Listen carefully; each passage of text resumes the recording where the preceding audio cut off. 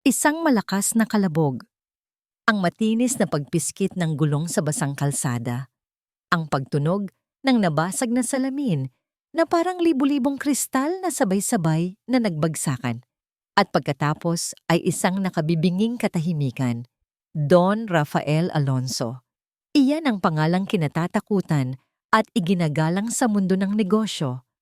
Ako ang lalaking nasa tuktok ng tagumpay, ang bilyonaryong tila may hawak ng mundo sa kanyang mga kamay. Pero habang nakahiga ako sa malamig na semento, ramdam ko ang dahan-dahang pag-agos ng mainit na dugo sa aking noo. Doon ko napagtanto na sa kabila ng lahat ng yaman ko, wala akong kasiguruhan kung sino ang totoong nagmamahal sa akin. Isang gabi bago ang tinaguriang wedding of the year. Isang gabi bago ko itali ang buhay ko kay Isabela, ang babaeng pinili ko dahil sa kanyang ganda at katayuan sa lipunan. Ngunit sa gitna ng dilim, isang boses sa loob ko ang nagbulong. Mahal ka ba niya, Rafael? O ang kapangyarihan mo lang ang hinahabol niya? Iyon ang simula ng lahat. Ang aksidenteng ito ay hindi isang pagkakataon. Ito ay isang plano, isang masusi at mapanganib na laro para hubaran ang katotohanan. Nagising ako sa loob ng isang silid na amoy gamot at kamatayan. Ang puting kisame ay tila bumabagsak sa akin. Sinubukan kong igalaw ang aking mga binti, pero pinanatili ko itong matigas at walang buhay. Kailangan kong maging matibay. Kailangan kong maging isang mahusay na aktor sa sarili kong trahedya. Bumukas ang pinto. Narinig ko ang mabilis na yabag ng mamahaling heels sa sahig. Si Isabela. Rafael. Oh my God, Rafael. Naramdaman ko ang kanyang kamay sa aking balikat.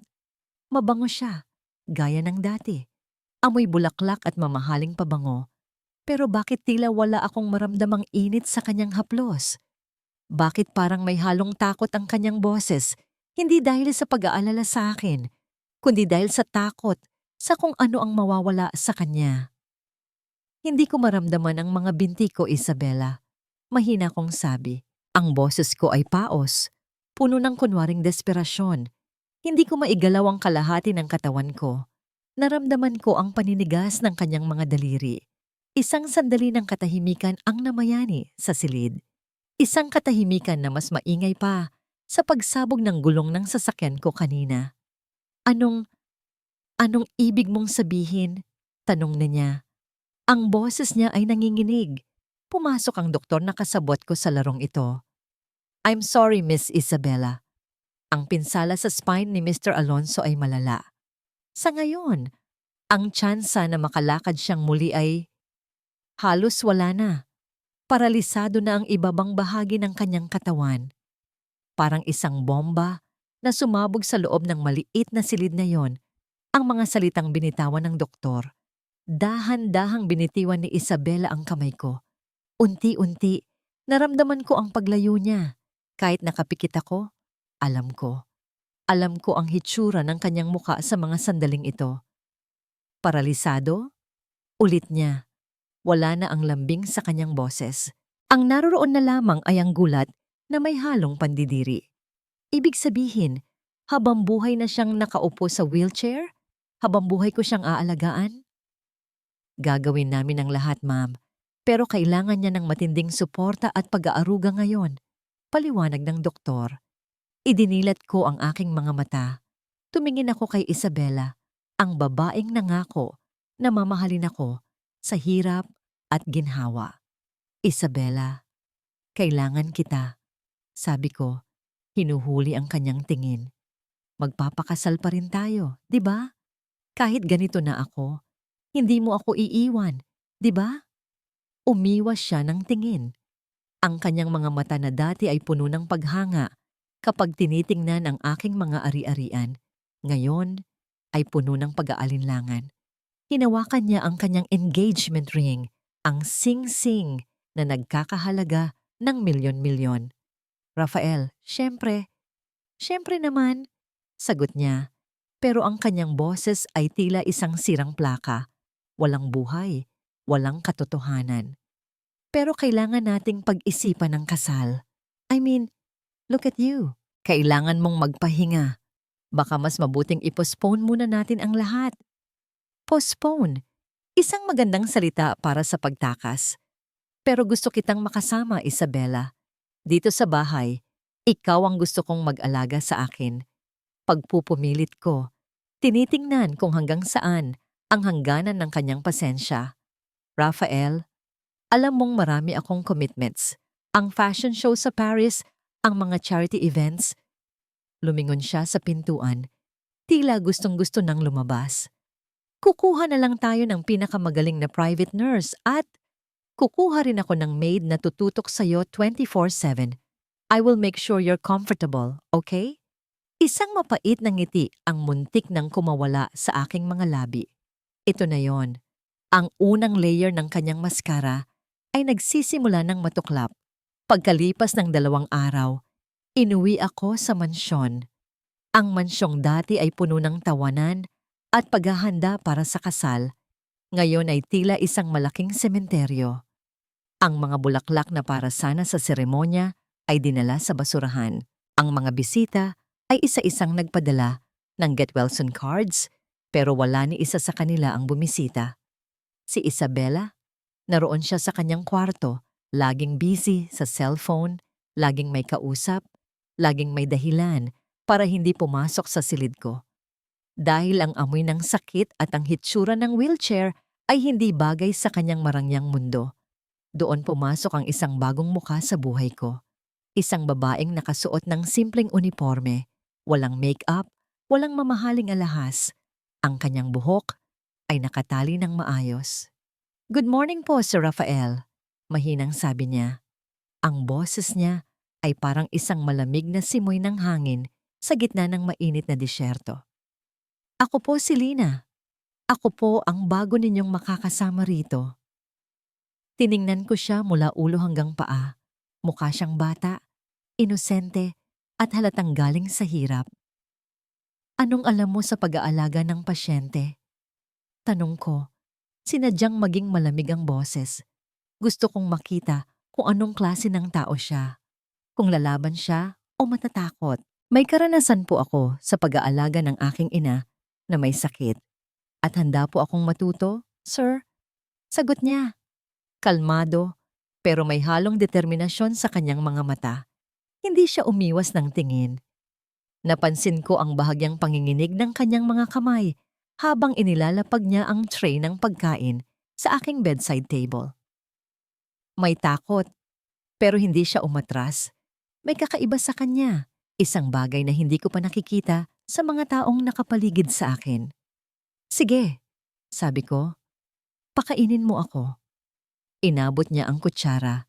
Dahan-dahan, itinapat niya ito sa aking bibig. Ang bawat galaw niya ay puno ng pag-iingat. Hindi siya nagmamadali, hindi siya nagrereklamo. Sa mga sumunod na araw, si Lina ang naging anino ko. Siya ang nagpapalit ng aking mga damit, nagpapaligo sa akin, at naglilinis ng aking silid. Ang lahat ng gawaing dati ay ginagawa ng mga nurse at maids. Ngayon ay tanging siya na lamang ang gumagawa. Si Isabela, bihira ko na siyang makita. Kung narito man siya, mas abala siya sa kanyang cellphone o sa pakikipag-usap sa kanyang mga kaibigan. Minsan, narinig ko si Isabela na kausap ang kanyang kaibigan sa telepono, malapit sa pintuan ng aking silid. "Girl, hindi ko na kaya." Bulong niya na akala niya ay hindi ko naririnig. Imagine, habang buhay akong magiging tagatulak ng wheelchair? Hindi naman yun ang pinangarap ko. Anong silbi ng yaman kung hindi ko naman mai-enjoy? Napatiimbagang ako. Ang pagkasuklam ko kay Isabela ay lumalalim. Alam kong ito ang mangyayari. Pero ang marinig mula mismo sa kanyang bibig, ang kawalan niya ng pagmamahal, ay ibang klase ng sakit. Kinabukasan, sinadya kong ilagay ang cellphone ko sa ilalim ng unan. Tumawag ako sa opisina. Kinausap ko ang aking pinagkakatiwalaang abogado, si Attorney Ramirez. "Attorney Ramirez," mahina kong sabi, "ipakalat mo sa buong kumpanya ang balita. Sabihin mo na ang board meeting na yon ay tungkol sa aking..." permanenteng pagliban at siguraduhin mong maririnig ito ni Isabela. Sir, sigurado po ba kayo? Tanong ni Attorney Ramirez. Mas sigurado pa ako kaysa sa kahit ano, attorney. Oras na para lumabas ang totoo. Nang gabing iyon, matapos akong pilitin ni Lina na kumain ng hapunan, naririnig ko ang mahinang himig niya habang inaayos niya ang aking mga gamot sa bedside table. Isang lumang kanta na parang lalabay, nakakapawi ng lungkot. Bakit ka pa nag-aalaga sa akin? Tanong ko, nakapikit. Hindi mo kailangan gawin ito. Pwede kang umalis. Huminto siya sa kanyang ginagawa. Naramdaman ko ang kanyang paglapit. Sir Rafael, hindi po ako aalis, sagot niya. Ang boses niya ay malumanay. Alam kong mahirap ang pinagdadaanan ninyo. Hindi niyo po kailangan harapin ito ng mag-isa. At bakit? Anong mapapala mo sa pag-aalaga sa isang lumpong tulad ko? Hamon ko. Hindi po lahat ng bagay ay tungkol sa pakinabang, Sir Rafael, sabi niya. Minsan, ang pagtulong ay sapat na. May sakit din po ang nanay ko. Alam ko kung gaano kahirap kapag walang nagmamalasakit. Biglang bumilis ang tibok ng puso ko. Hindi ko inaasahan ang sagot na yon. Hindi tungkol sa pera, hindi tungkol sa katayuan. Tanging pagmamalasakit at pag-unawa. Ito ang kauna-unahang pagkakataon na merong umintindi sa akin sa ganitong paraan. Isang simpleng dalaga. Kinaumagahan, habang nag-aalmusal ako, pumasok si Isabela sa silid. Bit-bit ang kanyang mamahaling handbag. Ang kanyang mukha ay puno ng inis. Rafael, mag-usap tayo, sabi niya. At sa pagkakataong ito, walang bahid ng lambing ang kanyang boses. Narinig ko ang balita. Pinag-uusapan na sa buong kumpanya na wala ka na raw sa posisyon mo, na may balak kang ipasa ang lahat sa mga kamag-anak mo, hindi sa akin. Tumingin ako sa kanya kalmado. At ano naman kung totoo yon? Hindi pwede. Sigaw niya. Ako ang fiancé mo. Ako ang dapat magmamana ng lahat. Nagpakahirap ako sa pagiging kasama mo. Tapos ito, gagawa ka ng ganoong klaseng desisyon nang hindi man lang ako kinukonsulta? Anong karapatan mo para magsalita ng ganyan, Isabela? Tanong ko. Wala ka man lang kahit isang beses na nagtanong kung ayos ba ako, kung kumain na ba ako, kung may kailangan ba ako. Ang tanging inaalala mo ay ang mga ari-arian ko. Anong sinasabi mo? Nagulat siya. Ang akala mo hindi ko alam. Tumingin ako sa kanya ng diretso sa mata. Ang mga tawag mo sa iyong kaibigan tuwing gabi. Ang pag-uwi mo ng madaling araw. Ang plano mo kasama ang dating kalaban ko sa negosyo, si Mr. Ramos. Naging kulay abo ang kanyang muka. Hindi totoo yan, Rafael. Nagsisinungaling ka. Tumayo si Lina sa tabi ko. Mahigpit na nakakapit sa gilid ng aking wheelchair. Napansin ko ang bahagyang panginginig ng kanyang katawan, pero hindi siya umalis. Naramdaman ko ang pagtatanggol niya sa akin. Sana nga nagsisinungaling ako, Isabela, sabi ko. Pero alam ng puso ko ang katotohanan, at ang katotohanan iyon ay mas masakit pa sa pagkalumpo ko. Biglang umangat ang kamay ni Isabela. Tila may balak akong sampalin. Ngunit bago pa man dumapo ang kanyang kamay sa aking pisngi, naramdaman ko ang isang matigas na bagay na pumigil dito. Ma'am, huwag po. Mahina, ngunit matatag na, sabi ni Lina. Nagulat si Isabela. Sino ka para pigilan ako, ha? Isa ka lang hamak na katulong. Umalis ka dyan. Hindi umalis si Lina. Nanatili siyang matatag. Hindi ko inaasahan na makakakita ako ng ganoong klase ng kabaitan mula sa isang taong hindi ko kilala. Sabi ko, nakatingin kay Lina. Pero hindi ko rin inaasahan na makakakita ako ng ganoong klase ng kasamaan mula sa isang taong akala ko ay mahal ako. Binitiwan ni Isabela ang kamay ni Lina. Ang kanyang mga mata ay puno ng galit at pagkabigo. Pwes, kung ganun ang tingin mo sa akin, Rafael, ayos lang. Sigaw niya. Hindi ko kailangan ng isang lumpo. Magpakasal ka sa katulong mo. Mas bagay kayo. At doon iniwan niya kami. Iniwan niya ang silid. Iniwan niya ako. Masyadong malakas ang pagsara ng pinto. Ang aking buong pagkatao ay nanginig sa galit at sakit. Pero sa gitna ng lahat ng yon, naramdaman ko ang isang kamay na dahan-dahang humaplos sa aking balikat. Si Lina. Sir Rafael, sabi niya. Tumingin ako sa kanya. Ang mga mata niya ay puno ng awa at hindi ko yon gusto. Hindi ko kailangan ng awa. Huwag kang mag-alala, sir, sabi niya. Hindi po ako aalis. Hindi ko po kayo iiwan. Pero paano kung alam niya ang totoo? Paano kung alam niyang nagpapanggap lang ako? Kung malaman niya, aalis din ba siya? Matatakot din ba siya? Hindi ko akalain na aabot sa ganito, Ramos. Uminom ako ng mamahaling alak sa isang pribadong silid sa paborito naming restaurant. Ang bawat patak ay nagpapainit sa aking lalamunan, pero hindi nito nabibigyan ng kapayapaan ang akit puso. Galit ako. Galit ako kay Rafael. Paano niya nagawa sa akin ito? Pagkatapos ng lahat ng sakripisyo ko, ng pagpapanggap ko sa harap ng pamilya niya, ng pagpapakitang tao ko sa mga social events, ito lang ang ibabalik niya. Ang balitang siya ay lumpo at ang kawalan ko ng karapatan sa kanyang imperyo. Ang pagkasuklam ko ay lalo pang lumalala nang makita ko ang mukha ni Lina, ang katulong. Ang babaeng iyon na walang kaalam-alam sa mundo ay naglakas loob na pigilan ang kamay ko. Ni hindi ko siya sigurado kung may 3 butas sa ilong ang babaeng iyon. Isang hamak na katulong na nagpapanggap na anghel. Nakakabwisit. Kailangan nating kumilos, Isabela, sabi ni Ramos. Umupo siya sa tapat ko. Ang kanyang nangiti ay nakakapanindig balahibo. Narinig ko ang balita. Mukhang seryoso ang pinsala ni Don Rafael. At ang mas malala pa, may balak siyang ilipat ang kanyang mga ari-arian sa isang foundation. Hindi sa'yo, hindi sa kahit sinong kamag-anak niya. That's a huge problem for us. Kumunot ang noo ko. Alam ko, kaya nga ako galit na galit. Ilang taon ko siyang tiniis. Ramos, ang pagiging masungit niya, ang pagiging workaholic niya. Tapos sa huli, wala akong makukuha? Hindi natin hahayaan yan, sabi ni Ramos. Hawak ang kamay ko. Ang kanyang mga daliri ay naglalaro sa aking singsing na may malaking diamante. Ang singsing na simbolo ng aking pagkapiansi sa isang lumpong Rafael. May plano tayo, di ba? Kailangan lang nating bilisan. Kung talagang wala na siyang silbi, mas mapapadali ang lahat. Napakislot ako. Anong ibig mong sabihin? Wala na siyang silbi?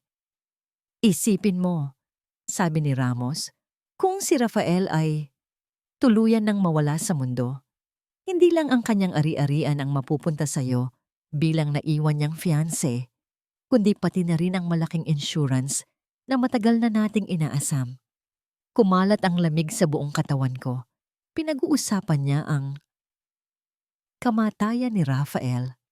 Pero paano? Huwag kang mag-alala sa detalye, sabi ni Ramos. Ang kanyang mga mata ay nagniningning sa dilim. May mga tao ako. Alam nila ang kanilang ginagawa. Ang kailangan lang natin ay lumikha ng isang sitwasyon na magmumukhang natural. Hindi ba't mahina na ang puso ni Rafael dati pa? Baka magka-heart attack lang siya habang nagpapahinga. Napakuyom ako ng kamao. Hindi ko alam kung matatakot ako o matutuwa sa planong ito. Ang pagkawala ni Rafael ay mangangahulugan ng kalayaan at kayamanan para sa akin. Walang magtutulak ng wheelchair, walang magpapanggap na nagmamahal. Pero paano ang mga papeles? Ang mga legal documents? May mga pinirmahan si Rafael na ililipat ang assets niya sa foundation. Tanong ko, sinubukan kong mag-isip ng lohikal. Ngumiti si Ramos. Huwag kang mag-alala sa mga papeles. May kaibigan akong abogado na kayang baligtarin ang kahit anong testamento. Ang importante, kailangan nating mapatunayan na hindi na siya mentally capable para magdesisyon. Kaya nga, kailangan pa rin natin ng saksi na patunay na wala na sa kanyang katinuan si Rafael. Sino naman? Si Lina, bulong ni Ramos. Ang anghel na iyon. Hindi ba't siya ang pinakamalapit kay Rafael ngayon? Kung siya ang magsasalita laban kay Rafael, mas madali nating mapapalabas na wala na sa katinoan ang bilyonaryong yon. Hindi ko alam kung tatawa ako o magagalit. Ginagamit si Lina? Ang hamak na katulong na yon? Teka Ramos, bigla kong naalala. May narinig akong pahiwatig dati mula kay Rafael. Bago pa man mangyari ang aksidente, may sinasabi siya tungkol sa pagsubok at lihim. Anong lihim? Hindi ko alam. Sagot ko. Palagi siyang nag-iingat sa mga salita niya. Pero narinig ko siyang kausap ang kanyang dating doktor. May binabanggit siyang hindi pa napapanahon. Pero hindi ko gaanong naintindihan. Napakunot ang noo ni Ramos. Dating doktor? Hindi pa napapanahon? That's interesting. Maybe may pinaplano si Rafael na hindi natin alam. Kailangan nating malaman ang lihim na yon. Kung ano man iyon, maaaring magamit natin laban sa kanya. Biglang nagkaroon ng bagong pag-asa sa akin. Kung may lihim si Rafael, baka meron akong hawak na pwedeng gamitin. Paano natin malalaman? Tanong ko. Ang aking puso ay bumibilis. Madali lang yan. Bantayan mo si Lina. Dahil madalas, ang mga sekretong itinago ng matagal ay nalalantad sa mga taong pinakamalapit sa kanila, lalo na kung may pinagdadaanan sila. Kaya pala, si Lina, ang inosenteng katulong na iyon, baka siya ang susi sa lahat. Nang gabing iyon, hindi ako nakatulog. Ang mga salita ni Ramos ay umalingaw-ngaw sa aking isipan. Ang plano ay nabubuo na. Ang aking kalayaan at ang kayamanan ay malapit na. Kinabukasan, maaga akong umuwi sa mansyon ni Rafael. Sinadya kong maging masungit kay Lina. Gusto kong makita ang kanyang reaksyon. Lina, tawag ko agad pagkapasok ko sa main door. Nasaan ka? Hindi ka ba marunong magluto? Amoy sunog ang buong bahay. Lumabas siya mula sa kusina. Ang mukha niya ay puno ng pagtataka. Ma'am, nagluluto po ako ng nilaga. Para kay Sir Rafael, hindi naman po sunog. Nonsense! Sabi ko. At sinadya kong itulak ang isang vase ng bulaklak sa mesa. Bumasag ito sa sahig. Ayusin mo ang kalat na ito. Hindi ka ba marunong maglinis? Ang daming kalat. Pinulot ni Lina ang mga nabasag na salamin. Ang kanyang mga kamay ay nanginginig, pero hindi siya nagsalita. Tanging ang pagyukod niya ang nakita ko. At mula ngayon, sabi ko, ikaw ang maglilinis ng lahat ng kalat dito sa bahay. Ikaw ang mag-aasikaso kay Rafael at huwag kang umasa na may karapatan kang magreklamo. Dahil kung hindi ka masaya, pwede kang umalis. May nakapilang daan-daang katulong na gustong pumalit sa posisyon mo. Walang kibo si Lina. Patuloy lamang siya sa pagpupulot ng mga bubog. Pero habang tinitingnan ko siya, may kakaiba akong napansin. Isang mabilis na paglingon niya sa pintuan ng silid ni Rafael. Isang tingin na tila may sinasabi. Ano kaya ang tinatago niya? Anong alam niya? Napabuntong hininga ako habang pinupulot ang mga bubog ng basag na vase. Ang mga kamay ko ay nanginginig pa rin sa galit ni Ma'am Isabela. Masyado siyang masungit, masyado siyang mapagmataas. Pero sino ba naman ako para magreklamo? Isa lang akong katulong. Okay lang yan, Lina. Bulong ko sa sarili. Para kay nanay, para sa panggamot niya. Ang bawat pagod, ang bawat pasakit na nararamdaman ko ay nilalagay ko sa puso ko. Iniisip ko ang ngiti ni nanay kapag nakakatanggap siya ng pera mula sa akin. Iyon ang nagbibigay sa akin ng lakas. Nang matapos ko ang paglilinis, dumiretso ako sa silid ni Sir Rafael. Nakita ko siyang nakatitig sa bintana, tahimik. Ang kanyang mukha ay malungkot at may bahid ng pagdududa. Naaawa ako sa kanya. Sa kabila ng kanyang yaman at kapangyarihan, tila wala siyang tunay na kasama. Sir Rafael, gusto niyo po bang kumain? Nagluto po ako ng paborito ninyong nilaga. Malumanay kong tanong, hindi siya sumagot. Nanatili lang siyang nakatitig sa laba. Sir? Ulit ko, lumapit sa kanya. Doon ko napansin ang bahagyang panginginig ng kanyang balikat. Umiiyak ba siya? Ang isang bilyonaryong tulad niya ay umiiyak? Dahan-dahan akong lumuhod sa tabi ng kanyang wheelchair. Sir Rafael, huwag po kayong malungkot. Nandito lang po ako. Nagulat siya sa aking paglapit. Tumingin siya sa akin. Ang kanyang mga mata ay puno ng lungkot. Bakit ka nandito, Lina? Bakit hindi ka umalis? Hindi mo ba naririnig ang mga sinabi ni Isabella? Ang pagiging lumpo ko? Ang pagiging walang silbi ko? Hindi po ako naniniwala doon. Sir Rafael, sagot ko. Tinitingnan siya ng diretso sa mata. Hindi po kayo walang silbi at hindi po kayo nag-iisa. Napansin ko ang isang bagay sa kanyang mga mata. Isang kislap ng pag-asa? O guni-guni ko lang? Salamat, Lina. Mahina niyang sabi. Lumabas ako ng silid at tinawagan ang aking ina. Kamusta po kayo, nanay? Naka-enroll na po ako sa online course para sa nursing assistant para po mas matutunan ko ang pag-aalaga. Naku anak, huwag mong masyadong pahirapan ang sarili mo. Sagot ni nanay. Ang boses niya ay malambing. Mas importante ang sarili mo. Mahirap ba dyan sa amo mo? Alam kong masungit si Ma'am Isabella. Opo, nanay. Pero kaya ko po ito. Kailangan ko po talagang magtiis para sa panggamot ninyo, sabi ko. Mag-ingat ka dyan, anak. Huwag mong kakalimutan na kahit mahirap ka, may halaga ka. Huwag mong hahayaan na tapak-tapakan nila ang pagkatao mo. Paalala ni nanay. Natapos ang tawag, pumasok ulit ako sa mansyon.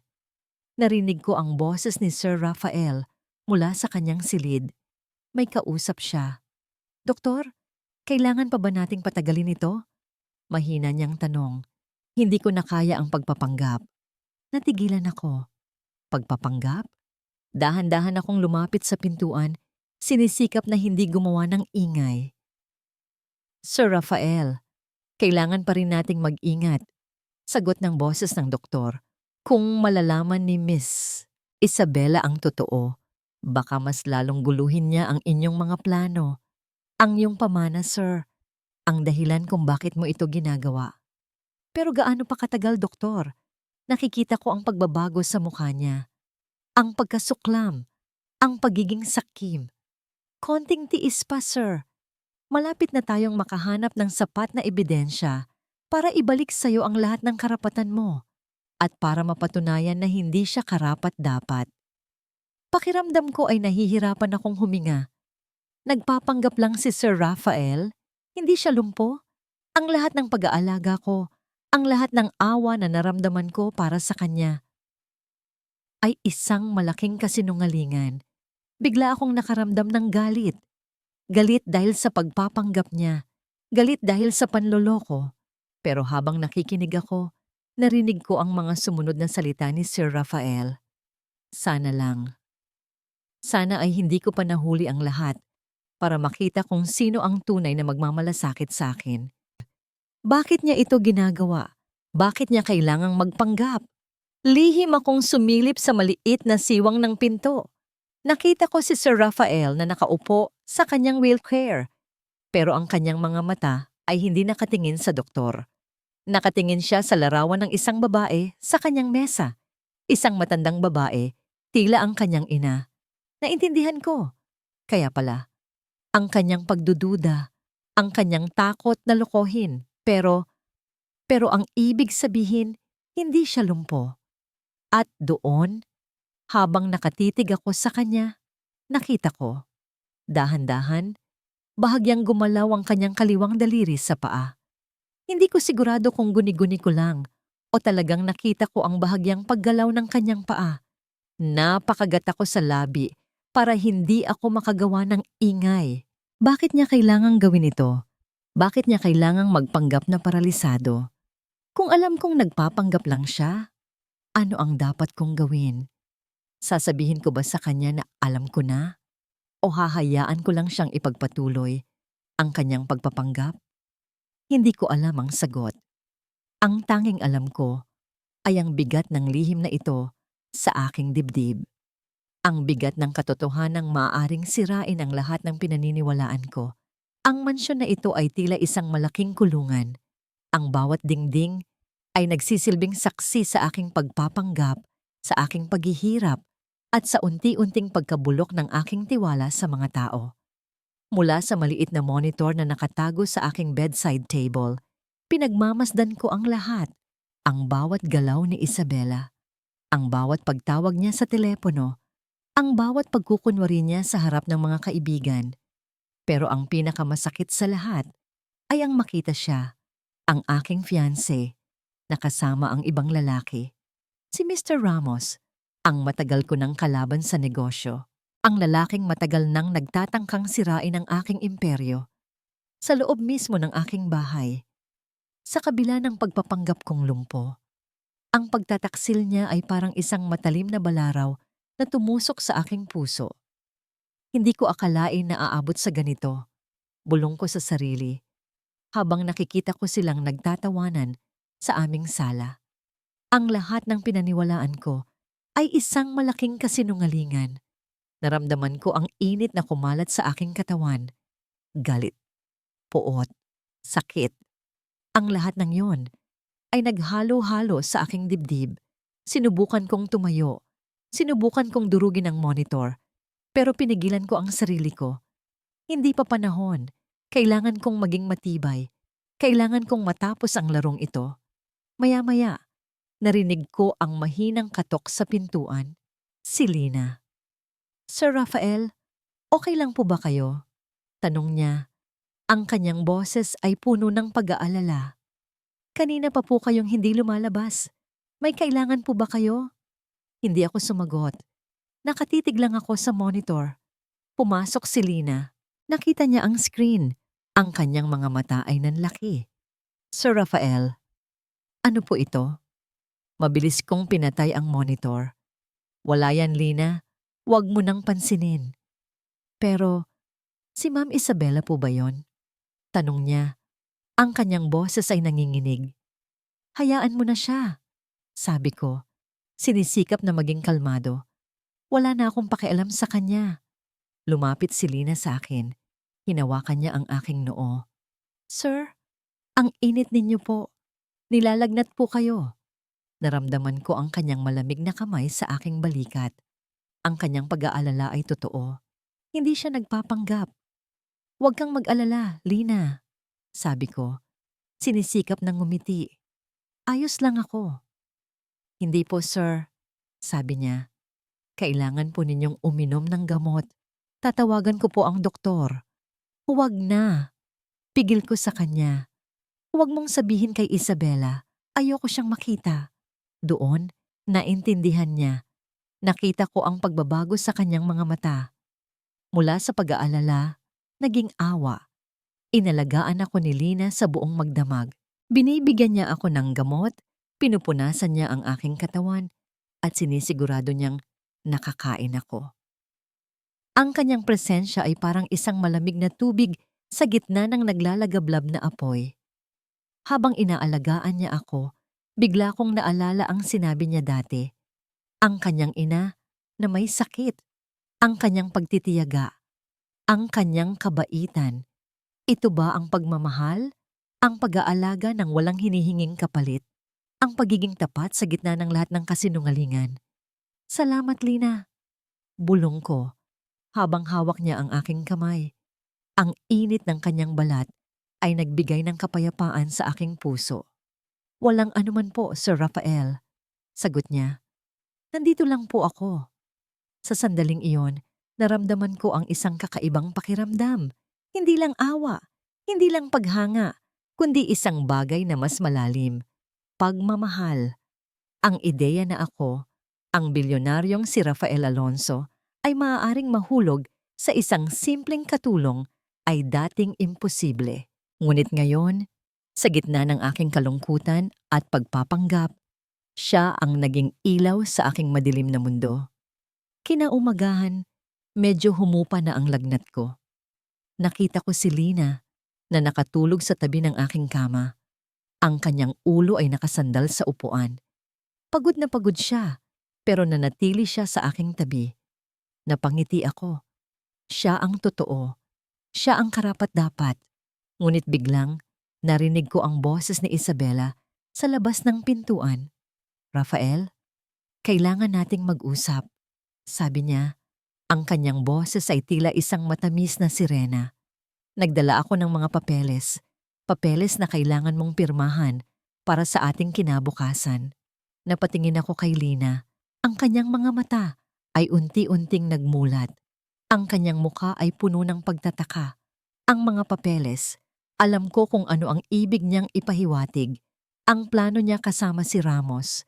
Ang pagkuha sa aking mga ari-arian. Ang haplos ng mamahaling sutla sa aking kutsyon ay hindi sapat para mapawi ang galit na kumukulo sa aking dibdib.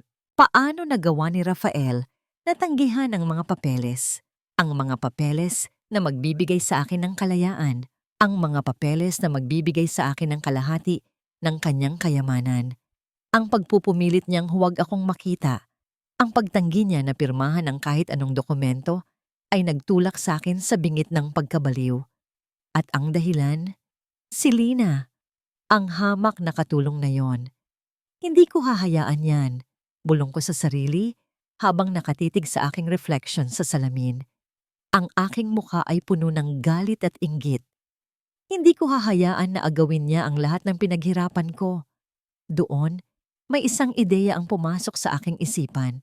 Isang ideya na kayang sirain ang lahat ng koneksyon ni Lina kay Rafael.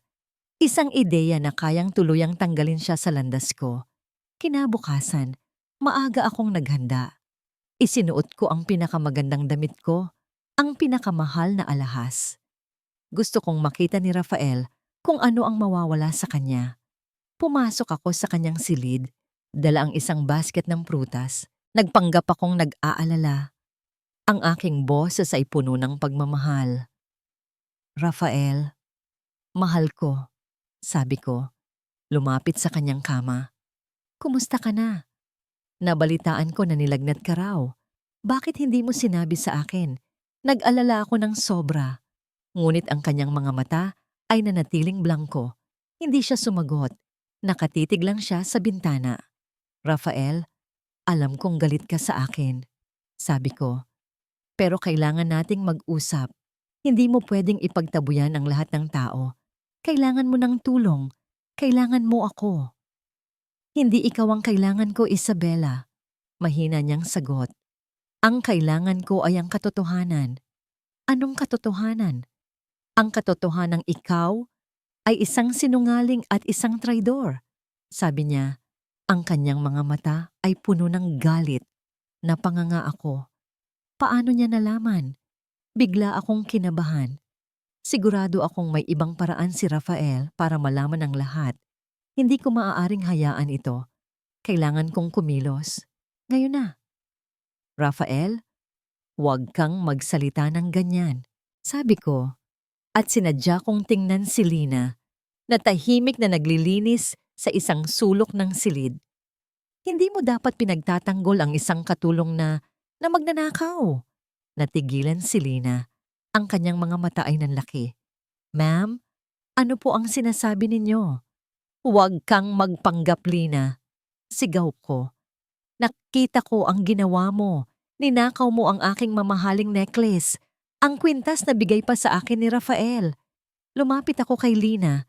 Ang aking kamay ay nakahawak sa aking leeg na tila hinahanap ang kwintas. Nasaan na? Nasaan ang necklace ko? Hindi po, ma'am. Wala po akong kinukuha. Depensa niya. Ang kanyang boses ay nanginginig. Nagsisinungaling ka, sabi ko. At sinadya kong ilabas ang necklace mula sa aking bulsa at itinapon ito sa bag ni Lina. Iyan, nakita ko. Kaya mo ba itinago yan sa bag mo? Natigilan si Lina. Kinuha niya ang necklace mula sa kanyang bag. Ang kanyang mga kamay ay nanginginig. Hindi po ako ang kumuha nito, ma'am. Hindi po totoo iyan. Magnanakaw ka. Sigaw ko. Umalis ka sa bahay na ito. Ngayon na. Tatawagan ko ang pulis. Isabela, tama na. Biglang sigaw ni Rafael.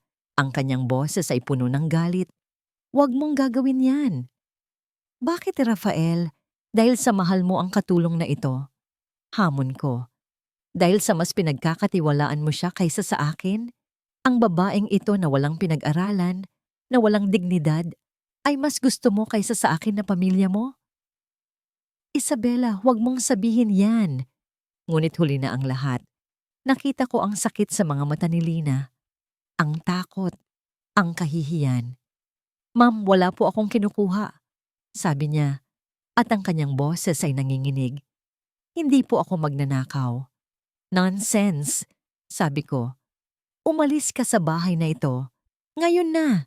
Hindi ko kailangan ng magnanakaw sa aking bahay. Sinubukan kong hilahin si Lina palabas ng silid, pero biglang narinig ko ang mahinang ungol ni Rafael. Rafael, anong nangyayari? Tanong ko. Nakita ko ang kanyang mukha, namumutla. Ang kanyang mga mata ay nanlalaki. Ang kanyang kamay ay nakahawak sa kanyang dibdib. Rafael, hindi siya makahinga. Ang kanyang mga labi ay namumutla. Sir Rafael! Sigaw ni Lina at mabilis siyang lumapit kay Rafael. Ma'am, tumawag po kayo ng ambulansya. Kailangan niya ng tulong. Pero hindi ako makakilos. Ang aking mga mata ay nakatitig kay Rafael na tila nahihirapan sa paghinga. Bakit? Ngayon pa? Ngayon pa na malapit na akong magtagumpay? Sir Rafael, lumaban po kayo. Huwag po kayong bibitaw. Niyugyug ko si Rafael. Ang kanyang katawan ay malamig. Ang kanyang pulso ay humihina. Ma'am Isabela, tumawag po kayo ng ambulansya.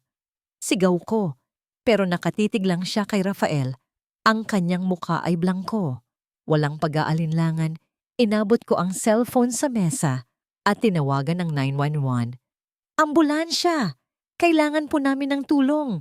May nagkaroon po ng atake sa puso sa Alonso Mansion. Habang kausap ko ang emergency operator, sinubukan kong bigyan ng first aid si Rafael. Niyugyog ko siya. Tinawag ang kanyang pangalan. Pero wala. Wala siyang tugon. Maya-maya, narinig ko ang sirena ng ambulansya. Tumakbo ako sa labas para salubungin sila. Dito po ang daan. Sigaw ko. Iginagaya ang mga paramediko sa loob ng mansyon. Pumasok sila. Bitbit ang kanilang mga kagamitan. Mabilis nilang sinuri si Rafael. Kailangan natin siyang dalhin sa ospital. Ngayon na, sabi ng isang paramediko. Nang ilalagay na nila si Rafael sa stretcher, biglang humarang si Isabela. Huwag! Hindi ninyo siya pwedeng dalhin. Gusto kong dito lang siya sa bahay. Ako ang magdedesisyon. Ma'am, kailangan namin siyang dalhin sa ospital. Depensa ng paramediko. Delikado ang kalagayan niya. Hindi! Sigaw ni Isabela. Hindi ko hahayaan na dalhin ninyo siya. Ma'am, kung hindi po kayo susunod, mapipilitan po kaming tumawag ng pulis. Sabi ng paramediko, ang kanyang boses ay matigas. Sa huli, wala ring nagawa si Isabela. Binitbit nila si Rafael palabas ng mansyon. Sir Rafael, lumaban po kayo. Bulong ko habang nakatingin sa kanya. Ngunit bago pa man ako makasama sa ambulansya, hinila ako ni Isabela. Saan ka pupunta ha? Isa kang magnanakaw. Hindi ka pwedeng sumama sa kanya. Umalis ka na. Ngayon na. Ma'am, kailangan po niya ako. Depensa ko. Hindi po ako magnanakaw. Kailangan niya ng mag-aalaga sa kanya. Wala akong pakialam. Sigaw niya. Umalis ka na. Wag na wag kang babalik dito. Pero, Sir Rafael, tinulak niya ako. Umalis ka na. Ang mga magnanakaw ay walang karapatang tumapak sa aking bahay. Naramdaman ko ang sakit sa aking dibdib. Ang kawalan ng hustisya. Ang galit. Ngunit bago ako tuluyang umalis, napatingin ako sa kanyang silid. Nakita ko ang maliit na journal na laging nakalagay sa kanyang bedside table. Ang journal na sinimulan kong basahin dati. Biglang may naisip ako. Mabilis akong tumakbo sa kanyang silid. Kinuha ko ang journal. Isinulat ko ang isang maikling liham. Sir Rafael, alam ko po ang totoo. Narinig ko po kayo na kausap ang doktor. Alam kong nagpapanggap lang po kayo. Hindi ko po alam kung bakit ninyo ginagawa ito. Pero sa kabila ng lahat, naniniwala po ako na may mabuting puso kayo. Hindi ko po kayo iniwan ng dahil sa akusasyon ni Ma'am Isabela. Iniwan ko po kayo dahil alam kong kailangan ninyong tapusin ang pagsubok na ito ng mag-isa. Sana po, kapag natapos na ang lahat, makikita ninyo ang tunay na halaga ng mga tao. At sana po, kapag nakabangon na kayo, makita ninyo ang taong nagmamahal sa inyo ng totoo. Mag-iingat po kayo at sana po, gumaling na kayo. Nandito lang po ako, nagdarasal para sa inyo. Nagmamahal, Lina. Inilagay ko ang liham sa ilalim ng kanyang unan. At pagkatapos, umalis ako. Iniwan ko ang mansyon. Iniwan ko si Rafael. Sa bawat hakbang ko palayo, naramdaman ko ang pagbigat ng aking puso. Ang sakit, ang lungkot, ang pangungulila. Ngunit meron din akong kaunting pag-asa. Pag-asa na balang araw, matapos ang kanyang pagsubok, makikita ko ulit si Rafael. At sana, sa pagkakataong yon, makita niya ang tunay na ako. Ilang oras ang lumipas. Si Rafael ay nagising sa ospital. Mahina, pero gising. Nasaan si Lina? Tanong niya. Ang kanyang boses ay paos. Umalis na siya, Rafael, sabi ni Isabela. Ang kanyang boses ay puno ng pagtatagumpay. Pinatalsik ko siya. Magnanakaw ang babaeng iyon. Hindi na siya babalik. Narinig ko ang kanyang mga salita. Ang sakit sa aking dibdib ay lalong lumalim. Sinubukan kong tumayo, pero mahina pa ako. Huwag kang mag-alala. Rafael, sabi ni Isabela, nandito lang ako. Aalagaan kita. Hindi kita iiwan. Pero ang kanyang mga salita ay parang lason sa aking pandinig. Hindi siya ang gusto ko. Hindi siya ang kailangan ko. Naghahanap ako. Naghahanap ako ng kahit anong tanda ni Lina, ang kanyang presensya, ang kanyang amoy.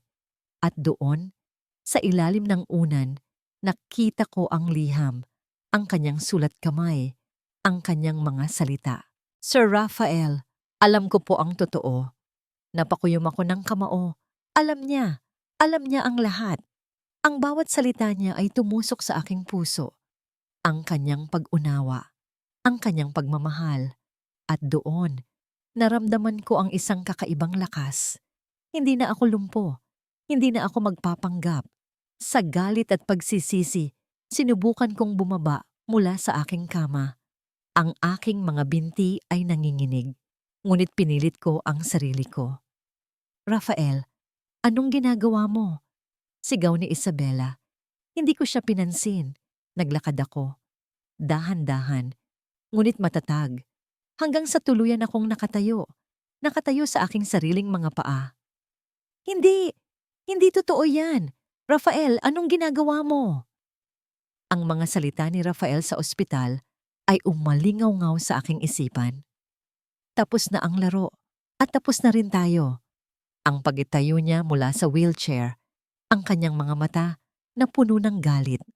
Napaupo ako sa kama, nanginginig. Ang lahat ng plano ko ay nasira. Ang lahat ng aking pinaghirapan ay nawala. Hindi ko hahayaan yan. Sigaw ko sa sarili. Hindi ako susuko. Hindi ako pababayaan ni Ramos. Mabilis akong tumawag kay Ramos.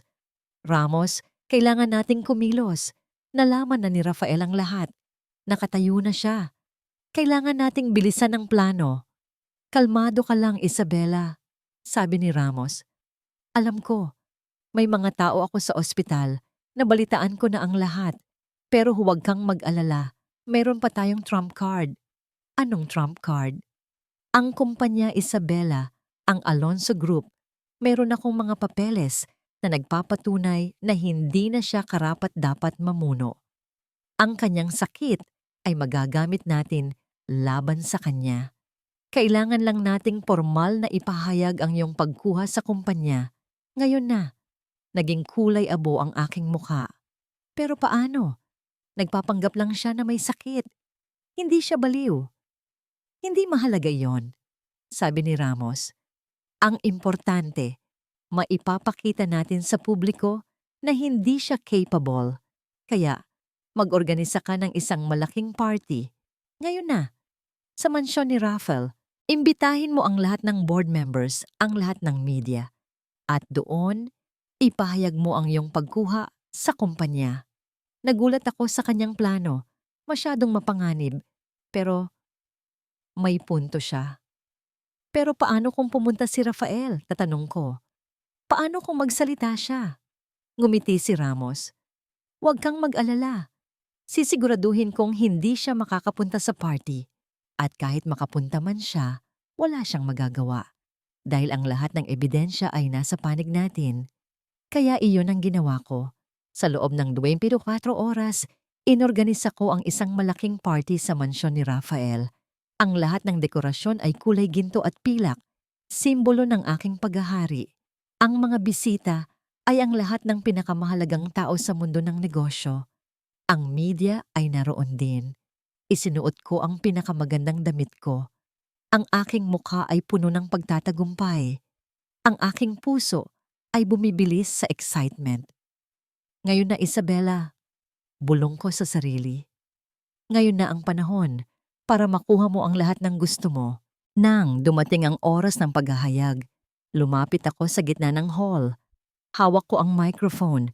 Ang lahat ng mata ay nakatitig sa akin. Magandang gabi sa inyong lahat, sabi ko.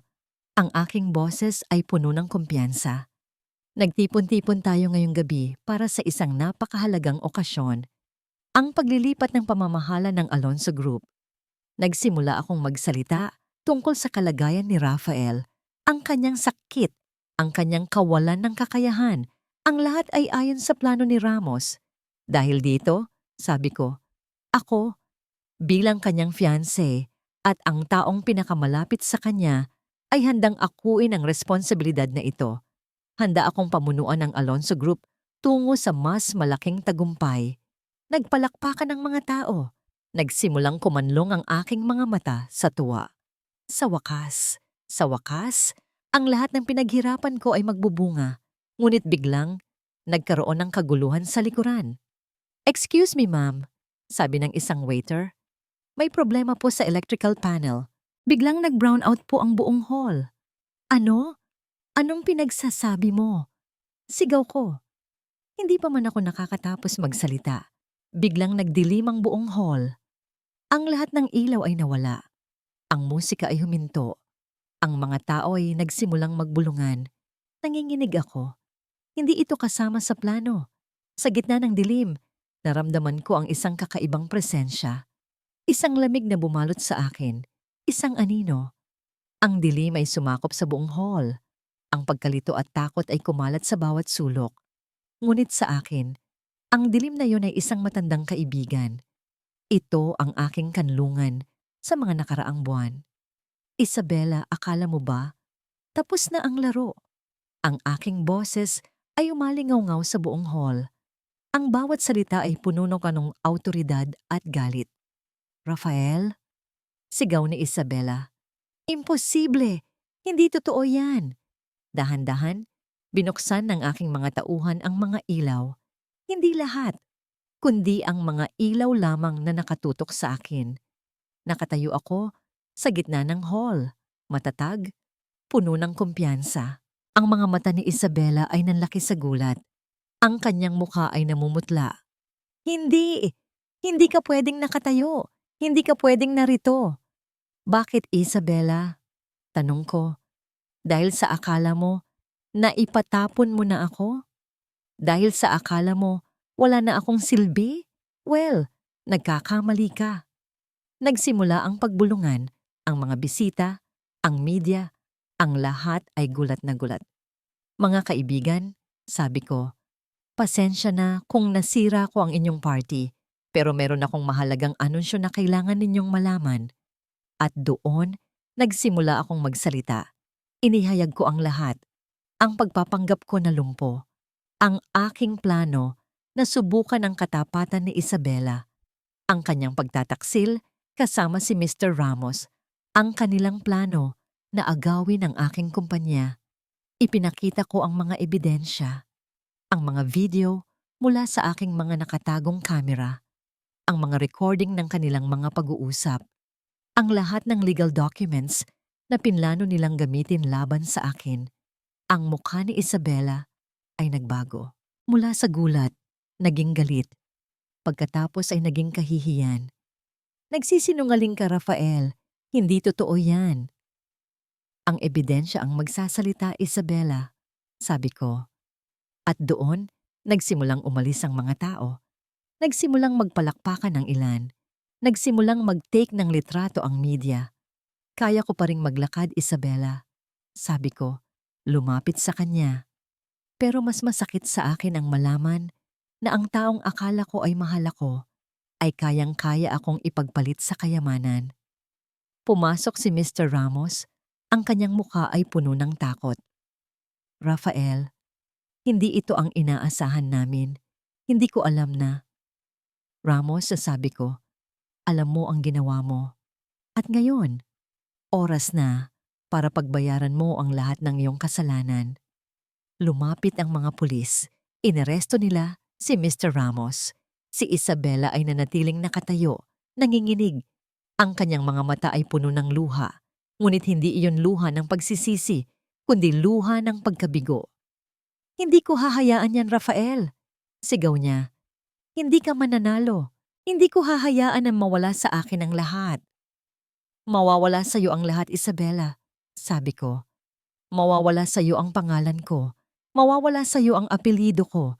At mawawala sa iyo ang lahat ng karapatan mo sa Alonso Group. Doon, bumagsak siya.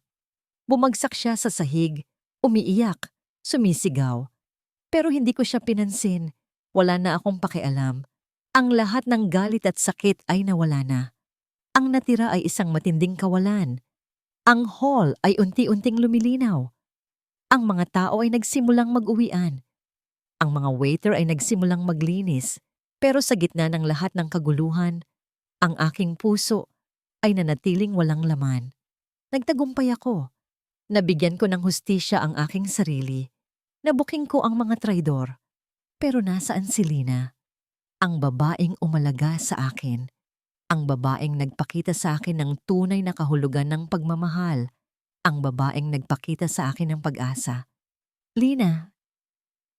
Bulong ko, habang nakatingin sa nagkalat na basag na baso sa sahig. Nasaan ka? Walang sumagot. Ang tanging naririnig ko ay ang tunog ng paglilinis. Naramdaman ko ang sakit sa aking dibdib. Mas masakit pa kaysa sa pagpapanggap kong lumpo. Ang aking tagumpay ay walang lasa. Ang lahat ng kayamanan ko ay walang saysay dahil wala na siya. Ang amoy ng sariwang lupa at ang tunog ng mga ibon ang bumungad sa akin tuwing umaga. Malayo sa magulong syudad, sa mansyon ni Don Rafael, sa lahat ng kasinungalingan at pagpapanggap.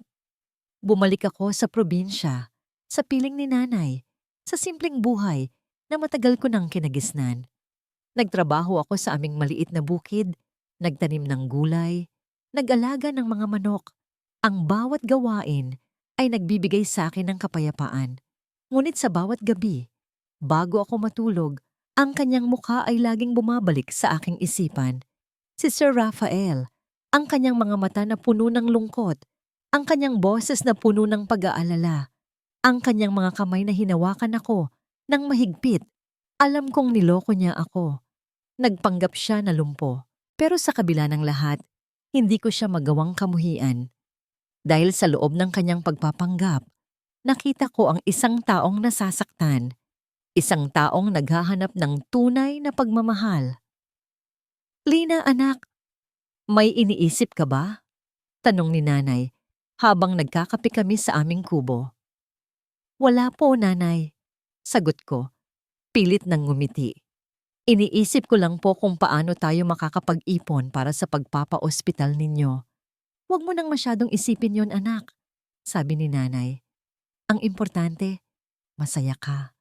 Alam kong may malalim kang iniisip. Tungkol ba sa amo mo sa Maynila? Natahimik ako. Hindi ako makasagot. Anak, ang pag-ibig ay hindi nakikita ng mata, kundi ng puso. sabi ni nanay. Hinawakan ang aking kamay.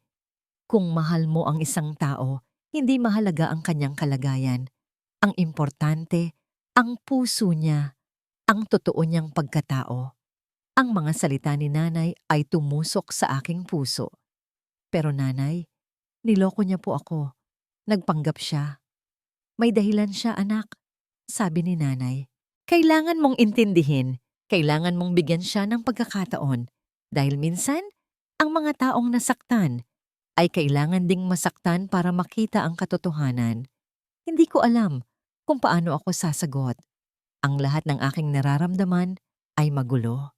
Ilang linggo pa ang lumipas, ang balita tungkol sa iskandalo sa Alonso Group ay kumalat sa buong bansa. Nakita ko ang mga balita sa TV sa tindahan ni Aling Nena.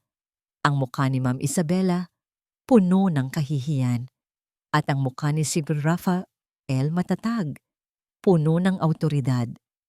Ngunit sa kabila ng kanyang tagumpay, may nakita akong kalungkutan sa kanyang mga mata. Isang kalungkutan na tila naghahanap ng isang bagay. Isang hapon, habang nagdidilig ako ng halaman, narinig ko ang tunog ng isang sasakyan. Isang mamahaling kotse. Itim, makintab. Hindi ito karaniwan sa aming probinsya.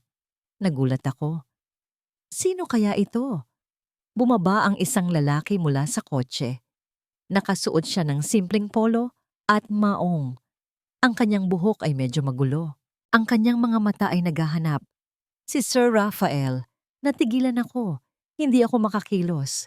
Ang aking puso ay bumibilis. Lumapit siya sa akin. Ang kanyang mga mata ay nakatitig sa akin. Lina, mahina niyang sabi. Sir Rafael? Bulong ko. Ang kanyang mukha ay hindi na puno ng galit o sakit, kundi ng pangungulila at pag-asa. Hinahanap kita, sabi niya. Hinahanap kita sa mahabang panahon. Pero, bakit po kayo nandito? Para humingi ng tawad, Lina, sabi niya. Para ipaliwanag ang lahat at para sabihin sa'yo na nagkamali ako. Napakagat ako sa labi. Ang lahat ng galit at sakit ay nawala na. Ang natira ay isang matinding kaba.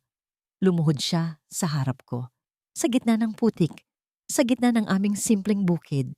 Lina, sabi niya, at hinawakan ang aking kamay. Alam kong niloko kita. Nagpanggap ako. Pero ang lahat ng yon ay para lang makita ko kung sino ang tunay na magmamahal sa akin. At ano po ang nakita ninyo? Tanong ko. Nakita ko ang isang anghel. Sabi niya, ang kanyang mga mata ay puno ng luha. Nakita ko ang isang babaeng nagmamahal ng walang hinihinging kapalit. Isang babaeng nagpakita sa akin ng tunay na kahulugan ng kabaitan. Sir Rafael, Lina, hindi ako dumating dito bilang isang bilyonaryo. Sabi niya, dumating ako dito bilang isang lalaki na nawawala. Isang lalaki na naghahanap ng pagmamahal. At nakita ko iyon sa'yo. Doon, naramdaman ko ang paglamig ng aking mga mata. Ang luha ay nagsimulang umagos. Mahal kita, Lina, sabi niya. Mahal na mahal kita. Ngunit bago pa man ako makasagot, biglang may tumakbong bata, palapit sa amin. Isang batang lalaki, mga 5 taong gulang. Nanay!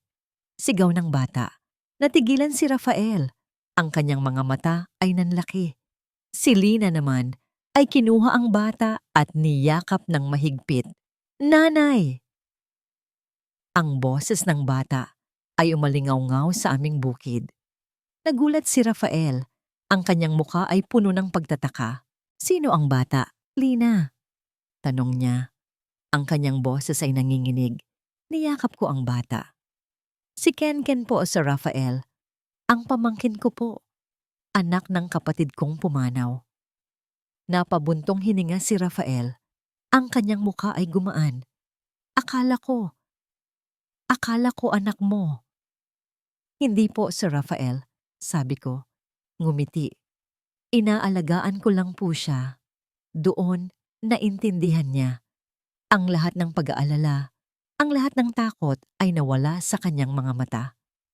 "Lina," sabi niya, lumapit sa akin. "Patawarin mo ako. Patawarin mo ako sa lahat ng kasinungalingan ko. Patawarin mo ako sa lahat ng sakit na naidulot ko." "Sir Rafael, matagal ko na po kayong pinatawad," sabi ko. Ang aking mga mata ay puno ng luha.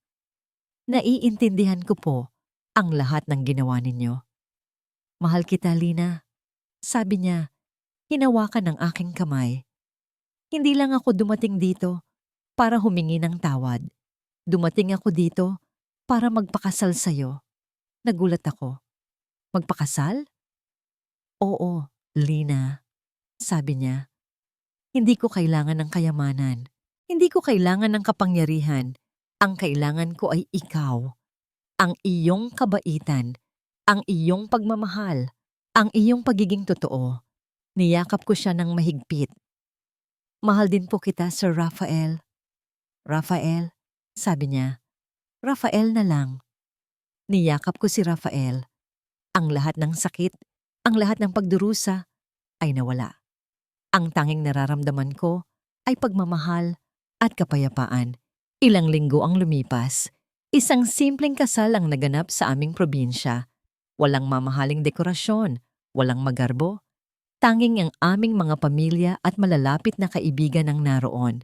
Si Rafael ay nakasuot ng barong Tagalog. Ako naman, nakasuot ng simpleng puting bestida. "Pinapangako ko sa iyo, Lina," sabi ni Rafael habang hawak ang aking kamay, "na mamahalin kita sa hirap at ginhawa, sa sakit at kalusugan, at hindi na ako magpapanggap. Palagi akong magiging totoo sa iyo." "Pinapangako ko rin sa iyo, Rafael," sabi ko, "na mamahalin kita ng walang hanggan at palagi kitang susuportahan sa lahat ng iyong desisyon." Matapos ang kasal, nagpasya kaming manirahan sa probinsya. Ginawa ni Rafael ang kanyang pangako. Ginagamit niya ang kanyang kayamanan para tulungan ang aming komunidad. Nagtayo siya ng ospital, nagbigay ng scholarship sa mga estudyante, at nagbigay ng trabaho sa mga tao. Ang mansyon sa syudad ay ipinagbenta niya. Ang lahat ng pera ay ginamit niya para sa kanyang mga proyekto. "Hindi ko akalain na aabot ako sa ganito," sabi ni Rafael. Habang nakaupo kami sa labas ng aming kubo, pinagmamasdan ang paglubog ng araw. Ang lahat ng aking pinaghirapan, ang lahat ng aking yaman, ay tila walang saysay noon.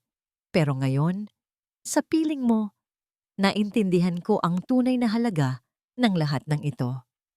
"Ang pag-ibig ay mas mahalaga kaysa sa anumang ginto, Rafael," sabi ko. Hinawakan ng kanyang kamay. Ngumiti siya. "Tama ka. At salamat, Lina. Dahil ikaw ang nagturo sa akin ng aral na yon. Ang, ang lahat ng pagsubok, ang lahat ng sakit, ang lahat ng pagpapanggap ay nagtapos sa isang magandang pagtatapos. Ang tunay na pag-ibig ay nanalo. Ang kabaitan ay nagtagumpay. At ang lahat ng kasinungalingan ay nalantad."